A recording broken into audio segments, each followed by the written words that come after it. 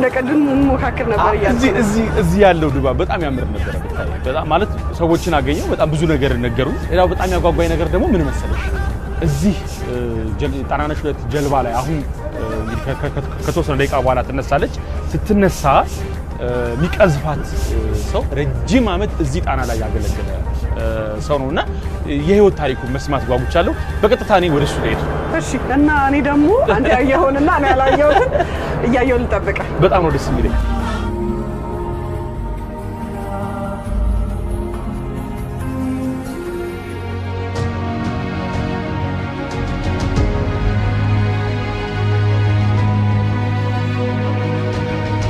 ተመልካቾቻችን በድጋሚ እንኳን አደረሳችሁ አሁን ወደዚህ ክፍል እየገባሁ ያለው የጣናነሽ ሁለት የመቅዘፊያ ክፍል ነው እዚህ ውስጥ ያለው ሰው ካፒቴን ስጦታው አላመረው ይባላል ያለፉት 30 አመታት እዚህ ጣና ሐይቅ ላይ ነው ስራውን ሲሰራ የኖረው ከጣና ሐይቅ በተለየ አጋጣሚ ካልሆነ ርቆ ያቀም ላለፉት 30 አመታት ማለት ነው እንግዲህ ያንድ ጎልማሳ እድሜ እሱን እንገባና ህይወቱን እንጠይቀዋለን አብራችሁን ነው በድጋሚ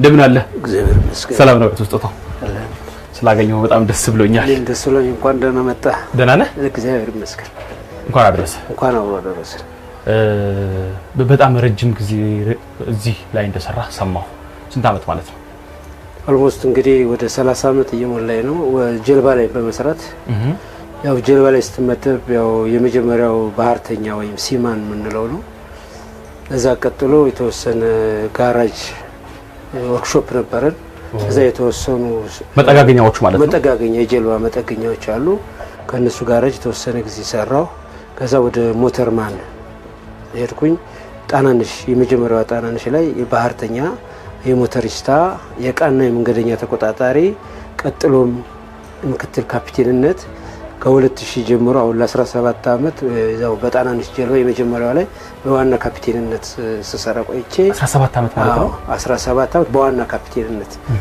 አሁን ደግሞ ወደዚህ ወደ አዲስ ቁጥር 2 ጣናነሽ ወደ ተቀይሬ ደግሞ ያው ያገለገልኩ ያለው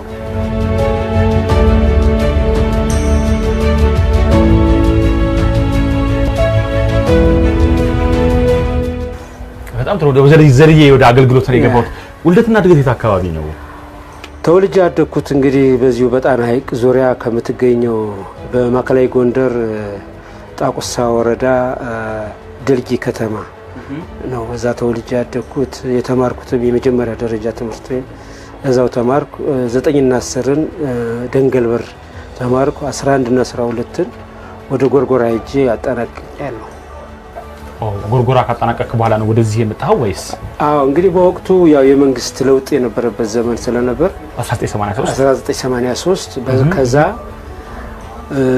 አባቴን በዚህ በካፒቴንነት ያገለግል ነበር አረ የተወረሰ ነው እንዴ ያው ማለት ነው ያገለግል ነበርና በዚያው እሱ ጋር ስመላለስ ያው ሌላ ስራ አልነበረንም እንደጨረስኩ 12ኛ ክፍል እንዳጠናቀቅኩ ወደ ጀልባዎችና ሸዋ የመጫን ስራ በቀን ሰራተኝነት ተቀጠርኩ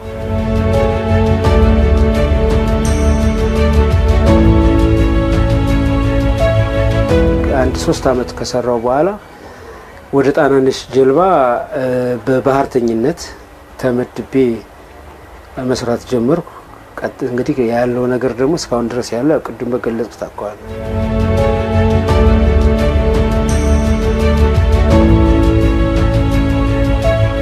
ቅድም እንገረመኝ አባቴም እንደዚህ ቀዛፊ ነበር አልከኝ መሰለኝና አባቴም ቀዛፊ ነበር እንዴት ነው እስኪ ስለሳቸው ምናወራና እንጀምር እንግዲህ አባቴ ትውልድ ሀገሩ ወደዚህ ወደ ጎጃም ነው ቡሬ አካባቢ ነው ከዛ አንፃር ያው ለሆነ ስራ መጥቶ እናቴ ጋር ቆየ ከዛው እንደኔም ነው ቀን ሰራተኛ ሆኖ ተቀጠሩ በኋላ ወደ ጀልባ አሁን እነዚህ ከጣሊያን ሳስምጦ ከሄዳቸው ጀልባዎች አንዱ በጀልባ ላይ ሆኖ ይሰራ ነበር እዛ ካፒቴንነት እስከ 1974 ዓመተ ምህረት ድረስ በካፒቴንነት ያገለግል ነበር ከዛ ጦርታ ወጥቶ ያው ከተወሰነ ጊዜ በኋላ ህይወቱ አልፏል እና ከዛ አንፃር ያው እኔም በትምህርት ቤት ሆኜ ማረሳው 6ኛ ክፍል እያለሁ 8ኛ ክፍል እያለሁ እዚህ መጥቼ ፎቶ ስነሳሉ ከሱ ጋር ነው ከዛ በኋላ በቃ ክረምት እዚህ ብዙ ጊዜ እመጣለሁ። እረፍት ማሳልፎ እሱ ጋር እየተመላለስኩ ነው እና ከልጅነቴ ጀምሮ ነው የውሃ ላይ ትራንስፖርት መጠቀም የተጀመረው።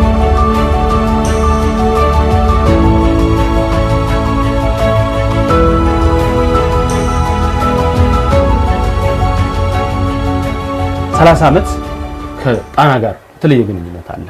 ርቀው ታውቃለህ? ከጣና ጣና እንደ ከአንድ ሳምንት በላይ ርቄው ማውቅ አይመስለኝም። በዛውንም ሳስብ ነበር። አንዴ አባቴን ዘመዶች ለመጠየቅ ወደ ጎጃም ወጥቼ ነበር። ሌላ ጊዜ የተወሰነ ስልጠና ወጥቼ ነበር። ምናልባት እንደው ከ10 ቀን በላይ ጣናን ርቄ ቆይቼ አላውቅም። አይናፍቅህም ስትርቀው ለዛች 10 ቀን? በጣም አሁን እኔ አሁን ሻወር ውሰድ ብትል የዚህ ሆቴል ሻወር ወይ የቤት ሻወር ብዙም አይመቸኝም። ቀዝፍቅ ለዋኝተህ ልብስን እዛው ጭፍጭፍ አድርገህ ተነክረስ ትወጣ ነው የሚያረካ እንጂ እቺ ጠብን በምትል ውሃ ብዙ ጊዜ አያረካኝም። እና ታጥበንም ልብስ አጥበንም ጠጥተነው ነው ያደግን። ጣና ላይ ተዋኛለህ? በጣም እናያለን። የምር ነው፣ ችግር የለውም።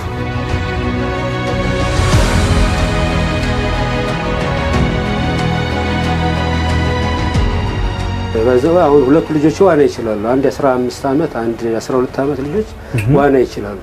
5 ልጆች አሉኝ። ያው የመጀመሪያው ልጅ ባህር ዳር ነው በመጀመሪያ የወለድኩት።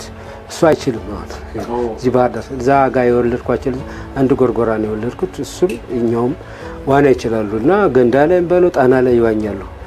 እና ወደዚህኛው ግን ሲሄድ ያው ገዳሞችን አሳያቸዋለሁ።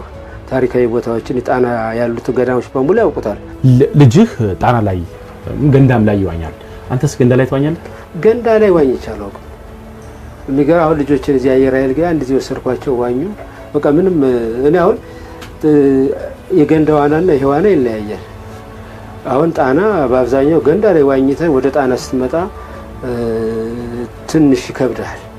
ስለዚህ እኔ ገንዳ ላይ ነው የምዋኘው፣ አንተ ጣና ላይ። ስለዚህ ታሳየናለህ ማለት ነው። ችግር የለውም። እንውጣ። በጣም ደስ የሚል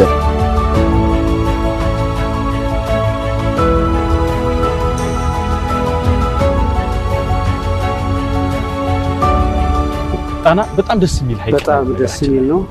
ጣና ከሀገራችን ሀይቆች ለየት የሚያደርገው ምንድነው? ፍሬሽ ዋተር ነው። ጨውነት የለውም። ለመጠጥም ይውላል። አሳ በብዛት አለበት። አብዛኛው ሰው የሚጠቀመው ለመጠጥም ለአጠባም ጣና ነው። ወደ 3600 ስኩዌር ኪሎ ሜትር ሰፊ ነው። ወደ 3 ዞን ነው የሚያዋስነው። በጣም ብዙ ወረዳዎች አሉ። ማን ነው የሚያዋስነው? አሁን ደቡብ ጎንደር፣ ማዕከላዊ ጎንደር እና ሰሜን ጎጃም። አሁን ባህር ዳር ነው ማለት ነው። ባህር ዳርን ጨምሮ ጎንደር፣ ሁለቱ ጎንደሮች ማለት ነው። በጣም ሰፊ ነው። አሁን ያንተ ተወልደ ያደግበት ወይም ቤተሰቦች ያሉበት ደልጊ አሁን ካለንበት የባህር ዳር ከባህር ዳር ወደብ 71 ኪሎ ሜትር አካባቢ ነው የሚርቀው። ወደ 71.8 ኪሎ ሜትር ነው የሚርቀው። ያው እንግዲህ በዚህ ጀልባ የ3 ሰዓት ተኩል መንገድ እንደማለት ነው። በመኪና ሄደህ ታውቃለህ? በመኪና ሄዳለሁ። በመኪና ሄደህ ታውቃለህ ማለት ተንቀሳቅሰህ ታውቃለህ? ከተማም ውስጥ ወይም ወደ ሌላ ቦታ። ብዙ ጊዜ ደግሞ ራስህ በምትቀዝፈው ጀልባ ተንቀሳቀሳለህ። የትኛው በጣም ምቾት አለው? የትኛውን ትወደዋለህ? እኔ አሁን በእንደዚህ ጀልባ ነው መሄድ የምፈልገው። ምንም ማንም ሰው ሊያደርገው የሚችለው ነው። አሁን ፒስታ መንገድ ነው ወደዚህ፣ አስፋልት አይደለም። አቧራ አለ፣ መጨናነቅ አለ ምናምን። እዚህ ላይ ፍሬሽ ዋተር ነው የምታገኘው። ደቅ አሳ ትበላለህ። አሳን ቁርስን በልተህ ደርጊ ትደርሳለህ። እና ከዚህ አንፃር ተመራጭ ይሆን እንዲህ ቀዛፊ ስትሆን ጀልባ ላይ ስትሆን በዓላት እንዴት ነው የምታከብሩት? ለምሳሌ ዛሬ የጥምቀት በዓል ነው ያከበርን የምንገኘው። ልክ እንደ ጥምቀት ብዙ ጊዜ እንዴት ነው የምታከብሩት? እንግዲህ አሁን ወደዚህ ከመጣሁ በኋላ ምናልባት እንግዲህ ባህር ዳር ላከብረው ይችል ይሆናል። ከዚህ በፊት ግን ትራንስፖርት ነው አታቆም። ትራንስፖርት ስለሆነ መደበኛ ትራንስፖርት ነው የምትሰጠው። በምትደርስበት ቦታ ጥምቀትን ታከብራለህ።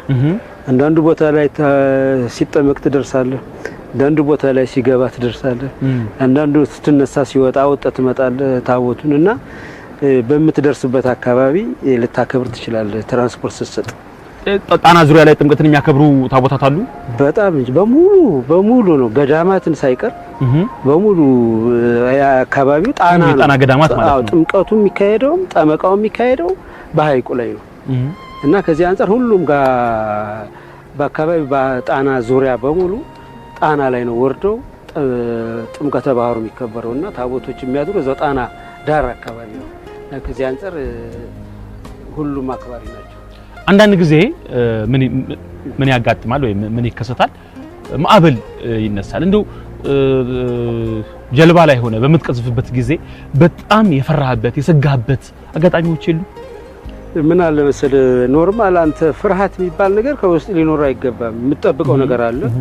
በተለይ እኛ ጋር ምንድነው ሐይቁ ላይ ወቅቶች አሉ ንፋስ የሚነሳበት በተለይ ክረምት መግቢያና መውጫው ላይ በአብዛኛው ግንቦት ሰኔ እስከ መስከረም ድረስ ማዕበል አለ።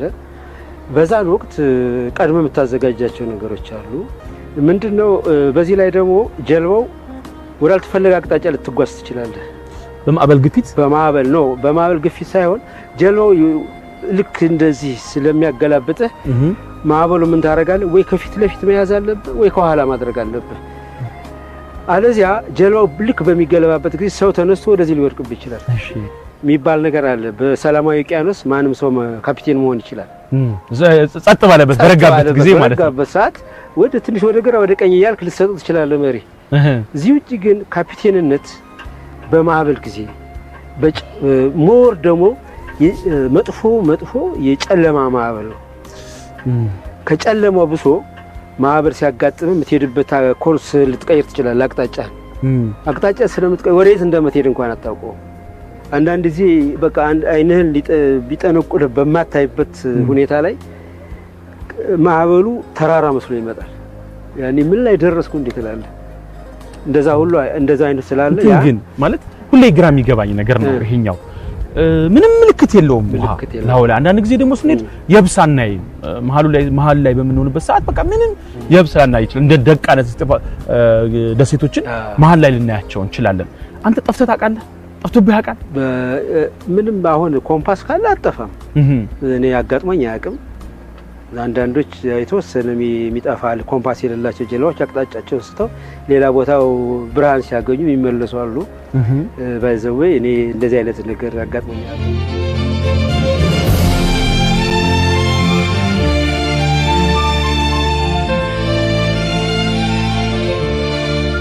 የተለያዩ ቀዛፊዎችን ስናወራቸው የተለያየ የራሳቸው ልምድ አላቸው። ለምሳሌ ጀልባ ውስጥ ገብታችሁ ከማስነሳታችሁ በፊት ምን ታደርጋላችሁ ብንላቸው ሁሉም የራሱ ይናገራል። አቶ ስጦታው ጀልባ ውስጥ ገብቶ ቀዘፋ ከመጀመሩ በፊት ወይም የባህር ትራንስፖርት አገልግሎት ከመስጠቱ በፊት ምን አይነት ልምድ አለው? ምን ታደርጋለህ? አሁን ምንድነው እኛ አብዛኛው ያው ልምዱ ስላለን ነው። መጀመሪያ ያው የምንሄድበት ሀገር ይነገረናል። በዚህ ቀን በዚህ ወደዚህ ቦታ ትሄዳላችሁ እንባላለን። በኋላ እኔ ምን አደርጋለሁ በየደረጃ ያሉትን ሞተሪስታውንም ናፍጣ እንዲጠይቅ ሌሎችም መሄዳችን አያውቀው ተዘጋጅተው በዛን ቀን እንዲመጡ ጀልባ እናጸዳለን። የሚሄደው ሰው ይነገረናል። ያን አድርገን በኋላ ልክ ወደዚህ ትመጣለህ። መነሻ ሰዓት አለ። እኔም የሚጠብቀው ሬዲ ማድረግ ያለብኝ ነገር መዘጋጀት ያለብኝ ነገር አዘጋጃለሁ። ሞተሪስታው በተመሳሳይ ሞተሩን ያሞቃል። ባህረኞችም ይመጣሉ፣ ገመዳቸውን ይቀንሳሉ። በኋላ መነሳት ስንጀምር ከሁለን እንነጋገራለን። በዚህ ጀልባ ላይ የኮሙኒኬሽን ስላለ ሬዲዮ ስላለ መዘጋጀታቸውን ካንቀሳቀሱ በኋላ መሪ ቼክ አደርጋለሁ፣ ጂፒኤስ ቼክ አደርጋለሁ፣ ራዳር ቼክ አደርጋለሁ። ከዛ በኋላ አዛለሁ። ሁላችንም ባንዴ መንገመድ እንፈታና አንዳንድ ጊዜ ከኋላ ማስረህ የምትወጣበት ጊዜ አለ፣ ከፊት አስረህ የምትወጣበት ጊዜ አለ። ያን በኮሙኒኬት አድርገህ ወጣት ትችላለህ።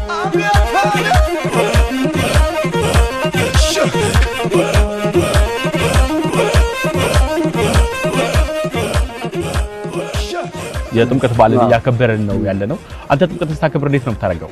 ጥምቀት ያው እንደማንኛውም ሰው ወደ ቤተክርስቲያን ትሳለማለህ። እዛ ጥምቀተ ባህሩ አሁን የተከፈቱ እዚህ ጣና ትሄዳለህ። ልጆችን ትይዛለህ። ልጆች አሉ፣ ልጆች ጋር ሄዳለሁ። ተጠምቀን ያው የተወሰነ እንዝናናለን ልጆች ጋር። በኋላ ታቦቱን አስገብተን ጊዮርጊስ እናስገባለን። በኋላ እንግዲህ እነሱም ወደ ቤታቸው ይሄዳሉ። እኔም የተወሰነ ያው ቦታ ተዝናንቼ እገባለሁ። እንኳን አደረሳችሁ ማለት የምትፈልገው ሰው ካለ አሁን? አዎ እንግዲህ ለቤተሰቦችም የመጀመሪያው ልጆቼ ያው እንኳን አደረሳችሁ በዚህ አጋጣሚ ላለው መላው ባህር ትራንስፖርትና ሎጂስቲክ አገልግሎት ባልደረቦችንም ጀልባ ሰራተኞችንም እናንተንም እንኳን ለጥምቀተ ባህሩ በሰላም አደረሳችሁ እላለሁ። አመሰግናለሁ። አማን ይሁን ቸር ያሰማን ከውሃ ርቀህ መኖር ትችላለህ ይመስልሃል? እንዴ ከውሃ ምርቅም አይመስለኝም። ምናልባት እኔ አሁን አዲስ አበባ ኖር ብትለኝ አልኖርም። በተወሰነ ጊዜ በዚህ አጋጣሚ አንድ 12 እና 13 ቀን አዲስ አበባ ቆይቼ ነበር። የጀልባ ዕቃ ለማሰራት በፍጹም አልችልም። ጭራሽ ለምኜ ነው የመጣው። ለምኜ በቃ ልቀቁኝ ብዬ እቃውን ያው ማሰረቼ ያው የሚሆነውን እንደዚህ አድርግ ብዬ መጣሁ። እቃው በሌላ ጊዜ ላከልኝ እና መሄድ አልፈልግም። ጣናን ለቆ መሄድ አልፈልግም በጭራሽ። አዎ ልትዋኝበት ነው የመጣ ነው በነገራችን ላይ አይደል? ስለዚህ ምንድነው የሚያስፈልገው ለመዋኘት? አሁን ልብስ አለኝ እሷን ልቀይር። በዛ በኩል ያው ስገባ ከዛኛው ነው የምገባው። አዘጋጁ ያልከውን ነገር ወረውራት አለ እንዴት እንደሚዋኝም ያን በዚያው አጋጣሚ አሳያለሁ።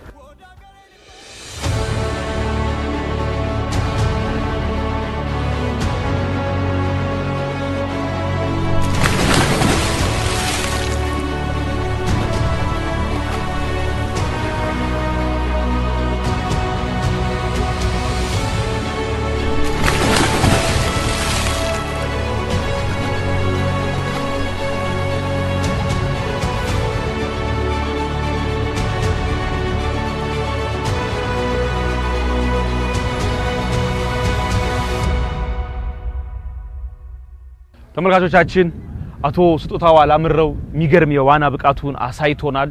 እኛም ከሱ ጋር የነበረን ቆይታ በዚሁ ይጠናቀቃል ማለት ነው። ነገር ግን ተመልሼ ከሜሮን ጋር እንገናኝና ሌሎች ፕሮግራሞችንም ያየን ነው የምንቆየው። አሁንም በጣናነሽ 2 ጀልባ ላይ ጣና ሐይቅ ላይ ነው የምንገኘው። እጅግ በሚያምር ድባብ ውስጥ ነው በዓልን እያከበርን ያለነው። በድጋሚ እንኳን ለጥምቀት በዓል በሰላም አደረሳችሁ።